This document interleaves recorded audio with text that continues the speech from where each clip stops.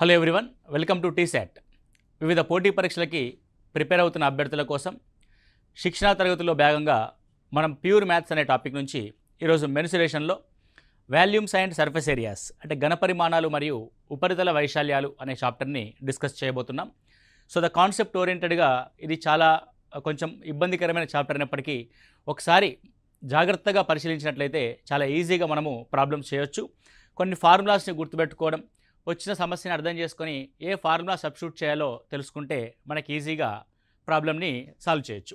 ఇకపోతే మనకు ఆల్రెడీ ముందుగా తెలుసుకున్నట్టుగా మెన్సురేషన్ రెండు భాగాలుగా ఉంటుంది. ఒకటి 2 డైమెన్షనల్ మెన్సురేషన్, రెండవది 3D మెన్సురేషన్. సో 2 డైమెన్షనల్ మెన్సురేషన్లో మనకి ఇలా ఒక పొడవు మరియు వెడల్పు కలిగిన 2 డైమెన్షనల్ అంటే y అక్షము x అక్షము అనే రెండు అంశాలు మాత్రమే ఉంటాయి. అందులో మనం ఒకదాన్ని పొడవు అంటాము, ఒకచోట వెడల్పు అంటాము, భూమి అంటాము, ఎత్తు అంటాము, రకరకాల పేర్లతో మనం పిలుస్తాం. అంటే 2 డైమెన్షన్స్ మాత్రమే ఉంటాయి. సో దీనికి మూడో డైమెన్షన్ అయిన ఎత్తుని కనుక తీసుకున్నాం అనుకోండి, ద థర్డ్ డైమెన్షన్. అంటే ఇప్పుడు ఫర్ ఎగ్జాంపుల్ ఇది లెంత్ అనుకోండి, ఇది బి అనుకోండి. సో ఎత్తుని మనము తీసుకోవడం జరిగింది, ఇక్కడ హైట్ని మనం తీసుకోవడం జరిగింది, రైట్. సో ఇలా ప్రతి శీర్షం నుంచి కొంత ఎత్తుని తీసుకొని ఆ ఎత్తులన్నింటినీ మళ్ళీ కింద భూమి ఏదైతే ఉందో అదే ఆకారంతో కలిపామనుకోండి, భూమి ఏదైతే ఉందో దాని అదే ఆకారంతో కలిపితే దీన్ని మనం సాధారణంగా ఏమంటామంటే పట్టకము అని అంటాం. పట్టకం, ప్రిజం అని అంటాం. Okay, right. Next one same అలాగే ఏదైనా ఒక 2 డైమెన్షనల్ ఫిగర్ని తీసుకొని మళ్ళీ సేమ్ అంటే ఇందాక చతురస్రం తీసుకున్నాం కదా, మళ్ళీ అదేవిధంగా చతురస్రాన్ని తీసుకుందాం. తీసుకొని ఇంతకు ముందులాగే ప్రతి మూల నుంచి ఎత్తుల్ని తీసుకొని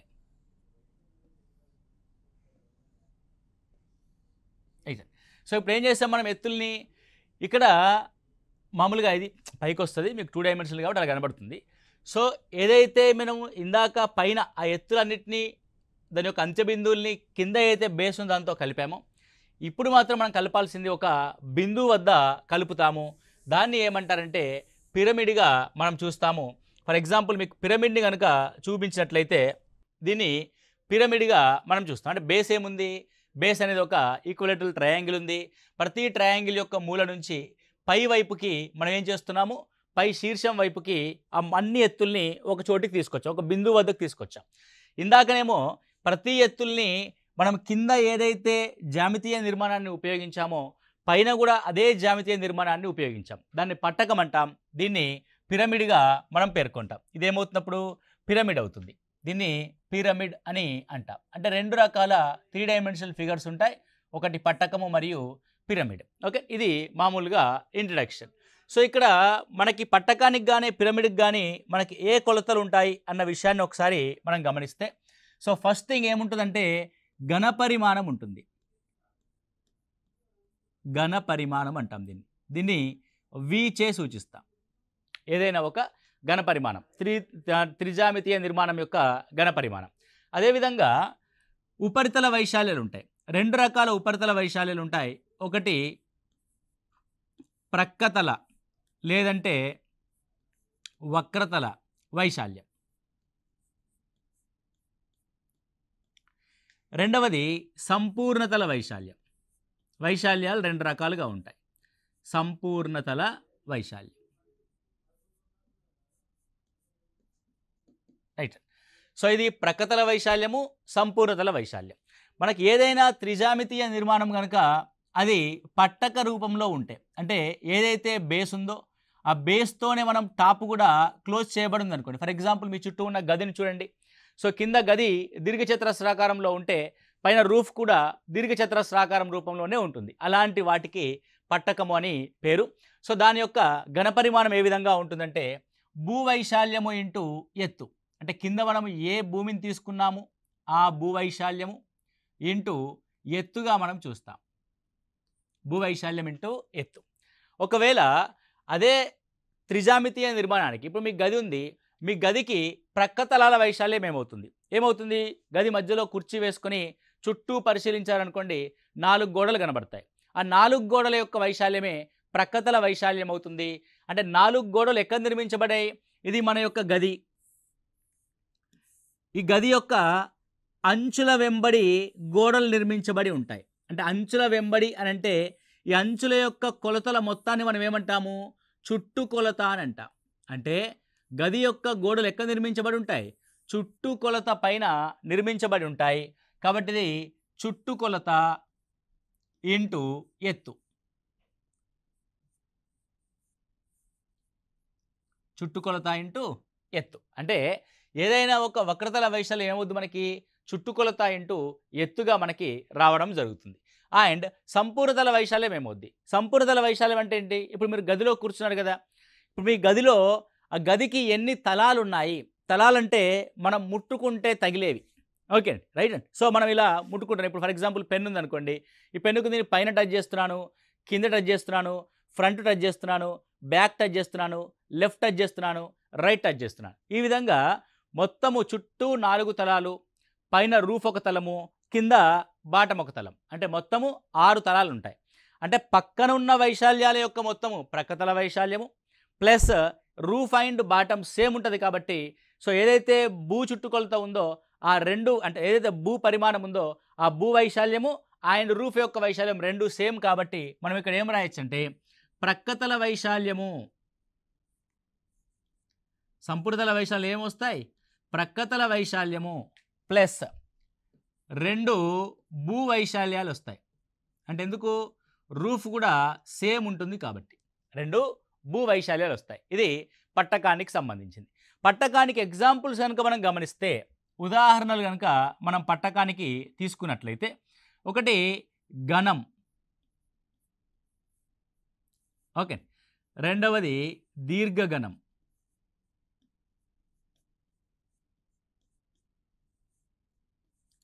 మూడవది స్తూపం. ఇవన్నీ కూడా పట్టకానికి ఉదాహరణలుగా మనం చెప్పొచ్చు. ఓకే, నెక్స్ట్ పిరమిడ్ గమనిస్తే, పిరమిడ్ ఏమీ లేదండి. పిరమిడ్ ఏమవుతుంది అని అంటే, ఇప్పుడు ఫర్ ఎగ్జాంపుల్ మనం ఒక స్తూపాన్ని కనుక తీసుకున్నాం అనుకోండి, ఇది ఒక స్తూపం. స్తూపాన్ని కనుక 3వ వంతు కత్తిరించినట్లయితే ఇలా ఏర్పడిన దాన్ని శంకు అంటాం. నీకు పట్టకం కూడా, పట్టకం అంటే కింద ఏదైతే బేస్ ఉందో పైన ఉన్న రూఫ్ కూడా దాంతోనే మూయబడి ఉంటుంది. కాకపోతే పిరమిడ్కి వచ్చేసరికి ఏమవుతుంది? పైన ఒక బిందు ఆకారంలో మూయబడి ఉంటుంది. కాబట్టి ఇది ఒక 3 పరిమాణాత్మకమైన జామితీయ నిర్మాణంలో 3వ వంతు. ఎన్నో వంతు అన్నది? 3వ వంతు. ఎందుకంటే ఇది 1 పార్ట్, ఇది 2 పార్ట్స్, ఇది 3 పార్ట్స్, 3వ వంతు. కాబట్టి అప్పుడు ఏమవుతుందంటే పిరమిడ్ యొక్క వైశాల్యము 1/3 ఇంటూ భూ వైశాల్యము ఇంటూ ఎత్తు. భూ వైశాల్యం ఇంటూ ఎత్తు, రైట్ అండి. ఇప్పుడు ఏదైనా సరే ఒక పట్టకం అనేది త్రిభుజాకృతిని కలిగి ఉంటుంది. ఓకే అండి, మీరు చూడండి జాగ్రత్త. ఒక వైపుని చూస్తే మనకి ఏం కనబడుతుంది అంటే త్రిభుజాకారం కనబడుతుంది. త్రిభుజం అంటే అర్థమైంది, దాని యొక్క వైశాల్యం ఏ విధంగా అనుకుంటాం మనము? హాఫ్ ఇంటూ బేస్ ఇంటూ ఎత్తుగా మనం చూస్తాం. కాబట్టి ఇక్కడ బేస్ ఏంటి? దాని యొక్క చుట్టుకొలత. కాబట్టి హాఫ్ ఇంటూ దాని చుట్టుకొలత ఇంటూ ఎత్తు, చుట్టుకొలత ఇంటూ ఎత్తుగా మనం చూస్తాం. అదేవిధంగా సంపూర్ణతల వైశాల్యం. సంపూర్ణతల వైశాల్యం అంటే సేమ్ ప్రక్కతల వైశాల్యము ప్లస్ దీనికి బేస్ మాత్రమే ఉంటుంది, పైన రూఫ్కి వైశాల్యం ఉండదు. అవన్నీ కూడా ఒక బిందువు వద్దకి జాయింట్ అయి ఉంటాయి. కాబట్టి ఒకే ఒక భూ వైశాల్యం ఉంటుంది ఇక్కడ. సో భూ వైశాల్యము, భూమి దేనిగా ఉంటే దానికి. మరి సో పిరమిడ్కి ఎగ్జాక్ట్గా ఎగ్జాంపుల్గా మనం దేన్ని తీసుకుంటాము అని అంటే, మన నిత్య జీవితంలో చూసేది శంకువు. దేనిగా చూస్తామంటే దీన్ని శంకువుగా మనం చూడవచ్చు, రైట్. సో ఇది మనం మామూలుగా ప్రతి దాని యొక్క ఫార్ములాని మనం క్రియేట్ చేయడానికి మనకు దాని యొక్క 2 డైమెన్షనల్ ఫిగర్ యొక్క వైశాల్యం తెలియాలి, అదేవిధంగా దాని యొక్క చుట్టుకొలత తెలియాలి, రైట్. ఇప్పుడు ఒక్కొక్క దాని గురించి వివరంగా మనం చూసినట్లయితే, ఒక్కొక్క దాని గురించి మనము వివరంగా చూస్తే ఒకసారి ఇలా చూడండి. సో ఏదైనా ఒక 3 డైమెన్షనల్ ఫిగర్ని మనం తీసుకుందాం.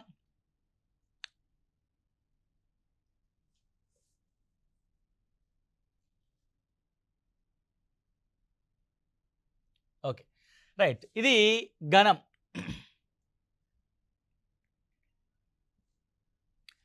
ఇదేంటంటే ఘనం. దీన్ని క్యూబ్ అని అంటాం. దీని పేరు ఏంటంటే క్యూబ్. క్యూబ్ అంటే ఏంటంటే, సో భూమి చతురస్రంగా ఉండి, భూమి ఎలా ఉంటుందండి? చతురస్రంగా ఉంటుంది. చతురస్రం అంటే దీని యొక్క పొడవు కామ వెడల్పులు ఏ కామ ఏ అనే కొలతల్ని కలిగి ఉంటాయి.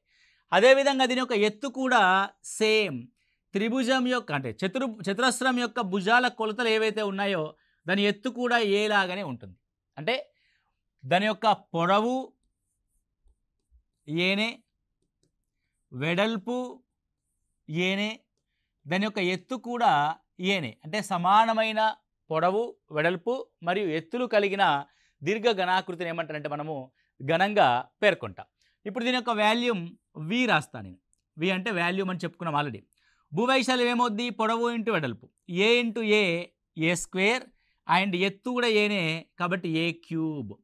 రైట్ అండి. What is the volume? A cube. Then what is the lateral surface area? దీన్ని ఎల్ఎస్ఏగా పేర్కొంటాం. ప్రక్కతల వైశాల్యాన్ని మనము లాటరల్ సర్ఫేస్ ఏరియాగా మనం చూస్తాం. సో ఇది LSA or curved surface area సిఎస్ఏగా మనం రాస్తాం. కాబట్టి ఎల్ఎస్ఏ ఈజ్ ఈక్వల్ టు ఏమవుతున్నప్పుడు భూమి యొక్క చుట్టుకొలత, భూమి యొక్క చుట్టుకొలత ఏమైంది? 4a into height a into A square, 4a square అయింది. అదేవిధంగా టోటల్ సర్ఫేస్ ఏరియా అంటే సంపూర్ణతల వైశాల్యం అంటాం మనం దీన్ని. సో టోటల్ సర్ఫేస్ ఏరియాని మనం దేంతో చూపిస్తాము? టీఎస్ఏచే సూచిస్తాం total surface area. Total surface area అంటే ఏంటి అర్థము? ప్రక్కతల వైశాల్యం 4a స్క్వేర్, కిందున్న బాటం ఏ స్క్వేర్, పైనున్న రూఫ్ ఏ స్క్వేర్, మొత్తం 6a స్క్వేర్కి సమానం. దేనికి సమానం అండి? 6a స్క్వేర్కి సమానం. సో ఘనపరిమాణం యొక్క కొలతలు ఏమవుతాయంటే యూనిట్ క్యూబ్ ఉంటుంది. దాని యొక్క కొలతలు ఎంతండి? Unit cube. అంటే సెంటీమీటర్ ఉంటే సెంటీమీటర్ క్యూబ్, మీటర్ క్యూబ్ ఉంటే మీటర్ క్యూబ్. సో సంపూర్ణతల వైశాల్యానికి యూనిట్ స్క్వేర్, ప్రక్కతల వైశాల్యానికి కూడా యూనిట్ స్క్వేర్ అనే కొలతల్ని కలిగి ఉంటుంది. ఇది ఘనంకి ఉండవలసిన ముఖ్యమైన కొలతలు: volume, lateral surface area, total surface area. అదేవిధంగా ఒక ఘనంలో ఒక మూల నుంచి దాని ఎదురుగా ఉన్న మూలకి గీయబడిన అతి పొడవైన రేఖని దాన్ని ఏమంటారంటే కర్ణము అని అంట. ఇది కర్ణము, డయాగ్నల్ ఆఫ్ ఏ క్యూబ్. కర్ణం ఈజ్ ఈక్వల్ టు a√3 అవుతుంది. కర్ణం యొక్క కొలత ఏమవుతుందండి? a√3. అప్పుడప్పుడు నీకు ప్రశ్నలు ఏమంటారు? డే అంటే భుజం. సో భుజానికి √3 రెట్లు ఉంటుంది. నీకు అప్పుడప్పుడు భుజం ఇవ్వకుండా కర్ణం యొక్క కొలత ఇస్తాడు. సో కర్ణం నుంచి మనము భుజాన్ని రాసి మిగతా అంశాలను మనం ఇక్కడ పరిశీలిస్తాం. ఓకే, ఇది ఘనానికి సంబంధించిన అంశం. ఒకవేళ భూమి ఏదైనా ఒక 3D నిర్మాణం యొక్క భూమి కనుక దీర్ఘచతురస్రాకారంలో ఉంటే ఎలా ఉంటుంది? దీర్ఘచతురస్రాకారంలో ఉంది. సో ఈ విధంగా దీచా ఆకృతిలో ఉంది. సో దీచా ఆకృతిలో ఉంటే దాన్ని ఏమంటాము అని అంటే దీర్ఘఘనము అని అంటాం.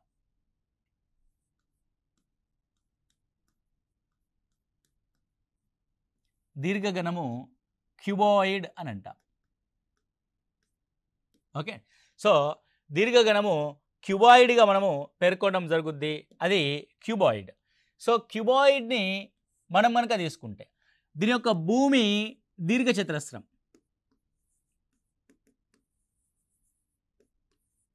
భూమి ఏమవుతుందంటే దీర్ఘచతురస్రం అవుతుంది.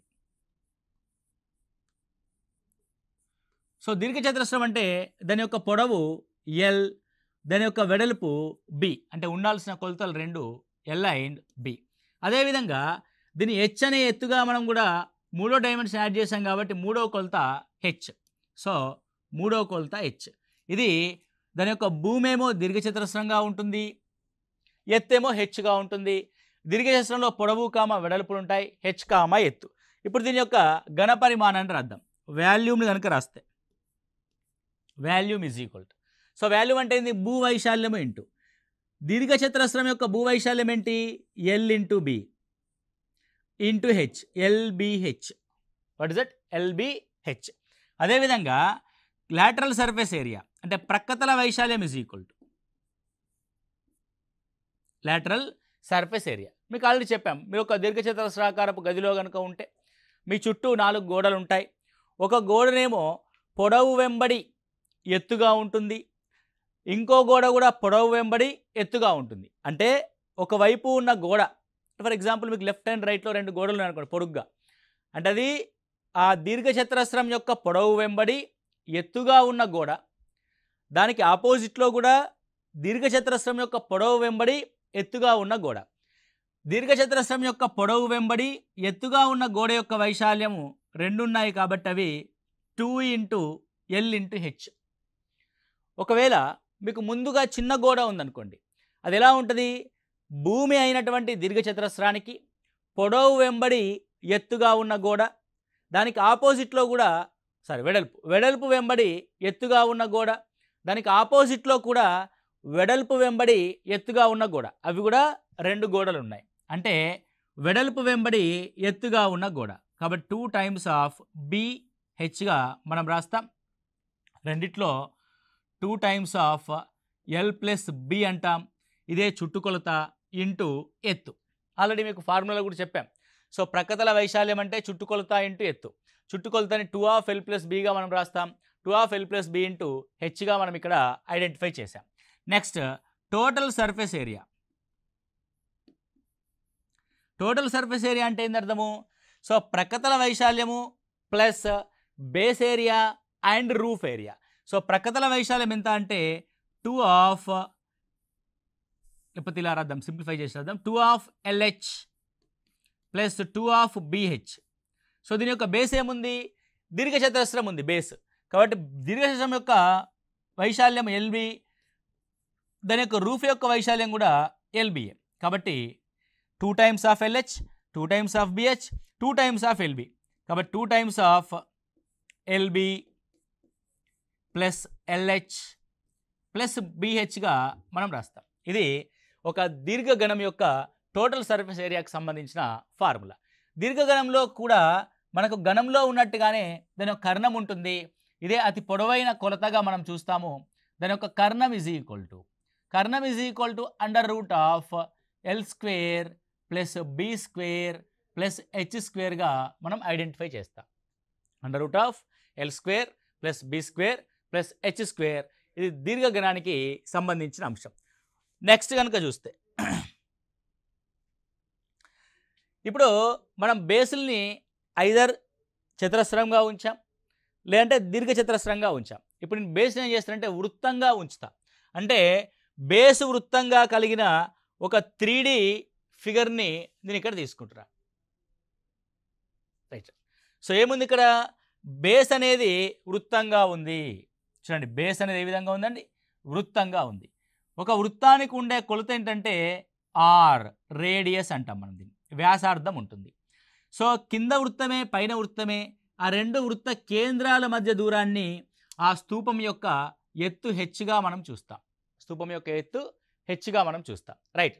సేమ్ థింగ్ ఇది కూడా ఒక పట్టకానికి ఎగ్జాంపుల్. సో దీన్ని ఏమన్నామంటే స్తూపము అని అన్నాం. స్తూపము, దీని ఇంగ్లీష్లో సిలిండర్ అని అంటాం. సో స్తూపానికి ఏముంది? భూమి. దాని యొక్క భూమి వృత్తము. వృత్తం ఉంది. వృత్తానికి ఏముంటుంది? వ్యాసార్థం అనే కొలత ఉంటుంది. సో వృత్తానికి మరియు వృత్తానికి మధ్యలో ఉన్న లంబ దూరము ఆ స్తూపం యొక్క ఎత్తు అవుద్ది, H అవుతుంది. ఇప్పుడు మనం దీని యొక్క వాల్యూమ్ రాద్దాం. సో వాల్యూమ్ అంటే ఏంది అర్థము? భూవైశాల్యము ఇంటూ ఎత్తు. ఒక వృత్తం యొక్క వైశాల్యము πr². ఆల్రెడీ మనకు తెలుసు. దీని యొక్క భూవైశాల్యము πr² ఇంటూ H. కాబట్టి ఇది వాల్యూమ్ యొక్క ఫార్ములా, πr² ఇంటూ H. దాని యొక్క కర్వ్డ్ సర్ఫేస్ ఏరియా అంటాం మనం. Curved surface area. ఎందుకు కర్వ్డ్ సర్ఫేస్ ఏరియా అంటాం? మీ ఇంట్లో గోడలు చూడండి స్ట్రేట్గా ఉంటాయి. అదే ఒక రౌండ్గా ఉన్న వాటర్ బాటిల్ చూడండి, దాని చుట్టూ వక్రంగా ఉంటుంది, స్ట్రేట్గా ఉండదు వాటర్ బాటిల్. అంటే అందుకే కర్వ్డ్ సర్ఫేస్ ఏరియా అంటాం. లాటరల్ సర్ఫేస్ ఏరియా అన్న కర్వ్డ్ సర్ఫేస్ ఏరియా అన్న ఒకటే. సో అది వృత్త పరిధిపై నిర్మించబడింది కాబట్టి వృత్త పరిధి 2πr into H. 2πr into H. Then total surface ఏరియాను గమనిస్తే total surface area is equal to curved surface area plus భూవైశాల్యము ప్లస్ రూఫ్ అంటే టాప్ యొక్క వైశాల్యం. సో కర్వ్డ్ సర్ఫేస్ ఏరియా వచ్చేసి 2πrh ప్లస్ భూ యొక్క వైశాల్యము πr², రూఫ్ యొక్క వైశాల్యం కూడా πr², మొత్తం 2πr²గా మనం ఇక్కడ చూస్తాం. Next, so total surface area is equal to 2πrని కామన్ తీస్తే r ప్లస్ హెచ్, ఆర్ని కామన్ తీస్తే r ప్లస్ హెచ్. సో ఇది వాల్యూమ్ యొక్క ఫార్ములా, ఇది కర్వ్డ్ సర్ఫేస్ ఏరియా యొక్క ఫార్ములా, ఇది టోటల్ సర్ఫేస్ ఏరియా యొక్క ఫార్ములా. ఓకే, మీరు ఫార్ములాస్ని బాగా అర్థం చేసుకుంటేనే మనం ప్రాబ్లమ్స్ని బాగా చేయగలం. ఇది స్తూపం. సో స్తూపంలోని మూడో వంతుని శంకువు అని అంటాం. ఓకే, దాన్ని శంకువు యొక్క నిర్మాణాన్ని కనుక మనం గమనించినట్లయితే, సో శంకువు యొక్క నిర్మాణాన్ని మనం గమనిస్తే శంకువు నేను తీసుకుంటున్నాను ఏ విధంగా ఉంటుంది శంకువు.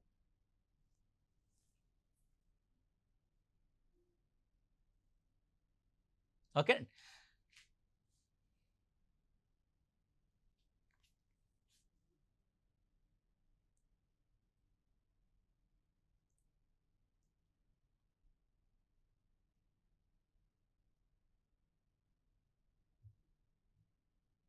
కొద్దిగా అటు ఇటుగా ఉంటుంది, ఒకసారి జాగ్రత్తగా గమనించండి మీరు. Okay, right. సో సాధారణంగా మీరు ఇక్కడ గమనించినట్లయితే లోపల ఒక శంకు ఉంది, దానిపైన ఒక స్తూపం ఉంది. అంటే ఒకే భూవైశాల్యం కలిగిన స్తూపము, ఒకే ఎత్తు కలిగిన స్తూపము మరియు శంకువులు రెండు ఉంటే, ఈ శంకు ఏం చేసిందంటే ఈ స్తూపాన్ని మనకి మూడు భాగాలుగా విభజించింది. ఇదొక పార్ట్, ఇదొక పార్ట్, ఇదొక పార్ట్. అంటే ఒక స్తూపంలో మూడో వంతు మనకి ఏమవుతుంది, శంకు అవుతుంది. స్తూపంలో మూడో వంతు మనకి శంకు అవుతుంది. కాబట్టి మనం ఏం చేస్తాం, ఇప్పుడు శంకుని స్తూపంలో మూడో వంతుగా తీసుకోవడం జరుగుతుంది. సో ఇప్పుడు మనం శంకుని జాగ్రత్తగా గమనిస్తే మీకు అర్థమైందిగా, శంకు అంటే స్తూపంలో మూడో వంతు అనే విషయం మీకు అర్థం అవ్వాలి. సో క్లియర్గా ఇప్పుడు గమనిస్తే ఈ శంకు ఏమవుతుందంటే కింద భూమి వృత్తంగా కలిగి ఉంటుంది, దీని యొక్క కొలత r, అండ్ దీని చుట్టూ ఏర్పడ్డ ఎత్తులన్నీ కూడా ఒకే ఒక వృత్త బిందువు వద్దకి చేర్చబడి ఉంటాయి. ఇది లంబంగా ఉంటుంది వృత్త కేంద్రం నుంచి, దాన్ని ఎత్తు హెచ్ అంటాం. సో ఏవైతే ఎత్తులు ఏర్పడ్డాయో ఈ ఎత్తులన్నీ కూడా ఏటవాలుగా ఉంటాయి, ఎందుకంటే ఇప్పుడు స్ట్రేట్గా ఉండవు కదా. సో మధ్యలో ఉన్న బిందువు వైపుకి వస్తున్నాయి కాబట్టి ఇవి ఏటవాలుగా స్లోప్గా ఉంటాయి. కాబట్టి దీన్ని ఏమంటారంటే ఏటవాలు ఎత్తు అని అంటాం. సో ఇందులో ఉండే ఎత్తు ఏంటంటే ఏటవాలు ఎత్తు. అంటే శంకువుకి రెండు రకాల ఎత్తులు ఉంటాయి. ఒకటి సాధారణంగా శంకువు యొక్క ఎత్తు, అదేవిధంగా ఏటవాలు ఎత్తు. ఏటవాలు ఎత్తుని ఎల్ చే సూచిస్తాం. ఏటవాలు ఎత్తుని మనం ఏ విధంగా కనుక్కుంటామంటే మీరు చూడండి, ఇది హెచ్, ఇది ఆర్, ఇది ఎల్. సో వీటి మధ్య లంబకోణం ఉంది, ఇక్కడ లంబకోణ త్రిభుజం ఏర్పడింది. అంటే ఏటవాలు ఎత్తు అనేది ఆర్ మరియు హెచ్లచే ఏర్పడిన లంబకోణ త్రిభుజంలోని కర్ణము. కాబట్టి ఎల్ ఈజ్ ఈక్వల్ టు ఏమవుద్దంటే √r² ప్లస్ h² అవుద్ది. అంటే ఫస్ట్ మనం ఒక నిర్మాణంలో ఉన్న కొలతలను గమనిస్తే ఆర్ అనేది భూ వ్యాసార్థము, హెచ్ అనేది శంకువు యొక్క ఎత్తు, అండ్ ఎల్ అనేది ఆ శంకువుకు ఉండే ఏటవాలు ఎత్తు. అంటే ఇలా స్లాంట్గా ఉంది కదా, వాలిపోయింది కదా, కాబట్టి అది వాలు ఎత్తు అని అంటాం. అది ఎల్ దేనికి సమానం ఉంటుంది అంటే √r² ప్లస్ h² అంటాం. సో ఈ నిర్మాణాన్ని మనం ఏమంటున్నాము అని అంటే శంకువు అని అంటున్నాం, కోన్ అంటాం. సో దీని యొక్క శంకువులో భూమి వృత్తము, శంకువులో భూమి అవుతుంది వృత్తము, రైట్. ఇప్పుడు దీని యొక్క వాల్యూమ్ నేను గమనిస్తే ఇది స్తూపం యొక్క వాల్యూమ్లో 1/3 వంతు, కాబట్టి 1/3 πr² హెచ్గా మనం రాస్తాం. అదేవిధంగా curved surface area is equal to, so ఇందులో ఉన్న కొలతలు ఏంటి ఒకసారి గమనిస్తే వృత్తం యొక్క వ్యాసార్థము ఆర్, శంకువు యొక్క ఎత్తు హెచ్, దాని యొక్క ఏటవాలు ఎత్తు ఎల్. ఇప్పుడు మీరు జాగ్రత్తగా గమనించండి, దీని యొక్క కర్వ్డ్ సర్ఫేస్ ఏరియా అంటే ఈ చుట్టూ ఉన్న ఈ వాలుగా ఉంది కదా, ఈ వాలుగా ఉన్న ఆకారం యొక్క వైశాల్యం. సో మనం ఎత్తుగా ఏం తీసుకోవాలంటే వాలు ఎత్తునే తీసుకుంటాం తప్ప శంకు ఎత్తుని తీసుకోము. ఇందులో కర్వ్డ్ సర్ఫేస్ ఏరియాలో సాధారణంగా కర్వ్డ్ సర్ఫేస్ ఏరియా అంటే ఏంది? భూపరిధి లేదంటే భూమి యొక్క చుట్టుకొలత ఇంటూ ఎత్తు. సో ఇక్కడ కూడా భూపరిధి, వృత్తం కాబట్టి పరిధి అని అంటున్నాం. భూపరిధి ఇంటూ ఏటవాలు ఎత్తు అవుతుంది. ఏటవాలు ఎత్తు. మరియు అది త్రిభుజాకృతిలో ఉంది కాబట్టి హాఫ్ ఇంటూ భూపరిధి ఇంటూ ఏటవాలు ఎత్తు. Now it is half into భూపరిధి అని అంటే 2πr ఇంటూ ఏటవాలు ఎత్తు అంటే L, 2 cancel. So it is a πrl. ఏమవుతుంది? πrl అవుతుంది. Then total surface area is equal. Total surface area అంటే ఏం రాస్తాం మనము?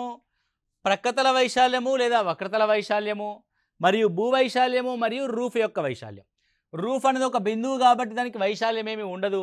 భూమికి మాత్రం వైశాల్యం ఉంటుంది. అది πr² మనం చూస్తాము.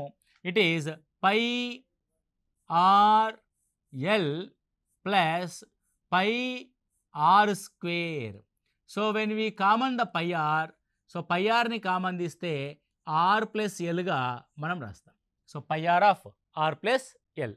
సో ఇది శంకువుకి సంబంధించిన అంశం. శంకువులో ఉండే కర్వ్డ్ సర్ఫేస్ ఏరియా, శంకువులో ఉండే టోటల్ సర్ఫేస్ ఏరియా, శంకులో ఉండే ఘన పరిమాణం. అలాగే ఇంకొక నిర్మాణం ఉంటుంది, అది గోళము అని. సో గోళాన్ని కనుక గమనించినట్లయితే గోళానికి స్పెసిఫిక్గా ఫీచర్ ఏముంటుంది అని ఒకసారి మనం గమనిద్దాం. సో ఇది గోళం, రైట్. సో గోళము ఏ విధంగా ఉంటుంది, దీని యొక్క ప్రత్యేకమైన ఫార్ములాస్ ఏముంటాయి అని ఒకసారి చూస్తే, సో ఇది రేడియస్ ఆర్. సో మీరు దీన్ని జాగ్రత్తగా అర్థం చేసుకుంటే ఏ విధంగా అర్థమవుతుంది అంటే,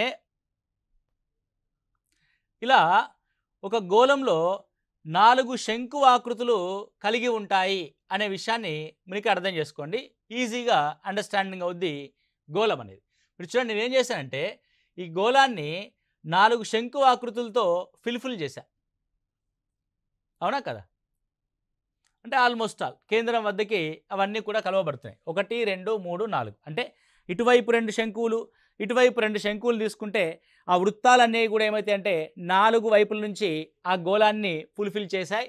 అంటే శంకువులో ఏమున్నాయి అంటే గోళంలో ఏమున్నాయి అని ఒకసారి గమనిస్తే, సో మనకి గోళంలో ఉన్న అంశాలని మనం తీసుకున్నట్లయితే, గోళము మీరు మామూలుగా చూసుకుంటే లడ్డు లేదంటే మన క్రికెట్ బంతిని మనం చూస్తాం. ఓకే, సో స్పియర్ అంటాం.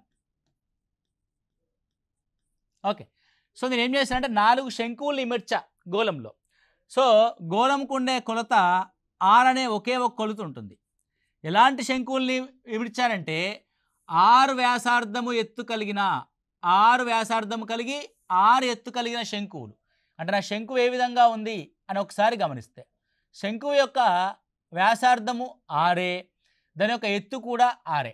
అలాంటి శంకువులు 4 ఒకదానితో ఒకటి ఇమిర్చితే మనకు ఏర్పడేది ఒక గోళ పరిమాణం అనేది ఏర్పడుతుంది. మీరు ఇక్కడ కూడా కొద్దిగా క్లియర్గా చూస్తూ ఉన్నారు. ఇప్పుడు మనం దీని యొక్క వాల్యూమ్ని గమనిద్దాం.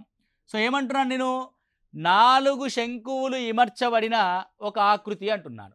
సో ఒక్కొక్క శంకువు యొక్క ఆకృతి 1/3 πr² హెచ్ కూడా ఆరే కాబట్టి πr³ 4 కాబట్టి 4/3 πr³ అంటే శంకువు యొక్క వ్యాసార్థము మరియు ఎత్తులు సమానంగా ఉండి అలాంటి 4 శంకువుల్ని ఒకదానితో ఒకటి 4 వైపుల నుంచి ఇమడిస్తే మనకి గోళం యొక్క పరిమాణం అనేది ఏర్పడుతుంది. అందుకే దాని యొక్క ఫార్ములా ఏమవుతుందంటే 4/3 πr³ అనేది అవుతుంది. మరి దీనికి ఉండేది ఏంటంటే ఒకే ఒక చుట్టుకొలత ఉంటుంది, అంటే ఒకే ఒక ఉపరితల వైశాల్యం ఉంటుంది. అది 4 వైపుల నుంచి 4 వృత్తాలని సరౌండ్ చేశాం కాబట్టి 4 వృత్త వైశాల్యాలకి సమానం అవుతుంది. కాబట్టి ఇది సంపూర్ణతల వైశాల్యము, కర్వ్డ్ సర్ఫేస్ ఏరియా లేదంటే వక్రతల వైశాల్యము రెండు కూడా ఒకటే అవుతుంది. ఇక్కడ 4 వృత్తాలు అంటున్నాం కాబట్టి ఇది 4πr²గా మనం చూస్తాము. 4πr²గా మనం చూస్తాం, రైట్. సో ఇది మనకు గోళానికి సంబంధించిన అంశం. ఒకటి 4/3 πr³, ఒకటి కర్వ్డ్ సర్ఫేస్ ఏరియా 4πr² అనే అంశాన్ని చూసాం. సో మనము ఈ క్లాస్లో మనం ఏం చూసామంటే అసలు ఫార్ములాస్ అనేది ఏ విధంగా ఉన్నాయి ఒక్కొక్క నిర్మాణానికి అన్న అంశాన్ని చూసాం. సో నెక్స్ట్ క్లాస్లో మనము వీటికి సంబంధించిన క్వశ్చన్స్ ఏ విధంగా వస్తున్నాయి, సో ఏ విధంగా సాల్వ్ చేయాలి, ఏ క్వశ్చన్కి ఎలాంటి ఫార్ములాని ఉపయోగించాలనేది తర్వాతి క్లాస్లో మనం చూస్తాము. Okay, thank you, all the best.